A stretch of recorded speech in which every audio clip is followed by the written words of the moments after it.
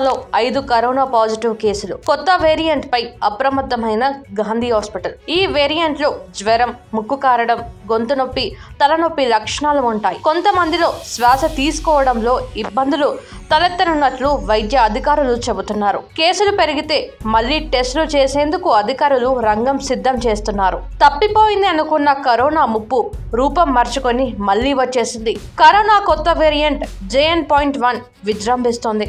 2 రోజులుగా కొత్త వేరియంట్ తీవ్ర ప్రభావాన్ని చూపుతోంది. ఏకంగా మళ్లీ కరోనా మరణాలను పరిచయం చేస్తోంది. దీంతో కేంద్ర ప్రభుత్వం అప్రమత్తమైంది. దేశంలో కోవిడ్ కేసుల సంఖ్య మళ్లీ పెరుగుతోంది.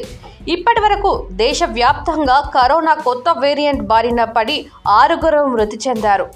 ఈ తాజా పరిణామాలు ప్రజలను మళ్లీ భయభ్రాంతులకు గురి చేస్తున్నాయి. కరోనా కేసుల పెరుగుదల నేపథ్యంలో కేంద్ర ప్రభుత్వం అప్రమత్తమై రాష్ట్రాలకు కీలక సూచనలు జారీ చేసింది.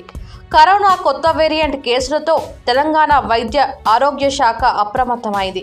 కరోనా చికిత్సలకు నోడల్ కేంద్రంగా ఉన్న గాంధీ ఆసుపత్రి సిబ్బంది కూడా అప్రమత్తమై కోవిడ్ కేసుల కోసం ప్రత్యేక ఏర్పాట్లు చేశారు.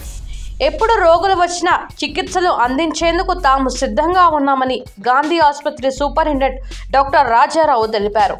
సాధారణ రోగుల కోసం 30 పడకలు, గర్భిణీల కోసం మరో 20 ప్రత్యేకంగా కేటాయించినట్లు వెల్లడించారు. ఇప్పటి వరకు మన వద్ద అలాంటి కేసులు బయటపడలేదని చెప్పారు.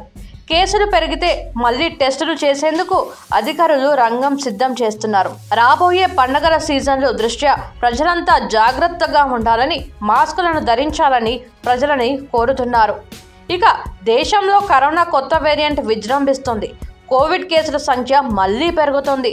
దేశంలో ఇప్పటి వరకు కరోనా కొత్త వేరియంట్ బారిన పడి 6 మృతి చెందారు. ఈ తాజా పరిణామాలు ప్రజలను మళ్లీ భయభ్రాంతులకు గురి చేస్తున్నాయి.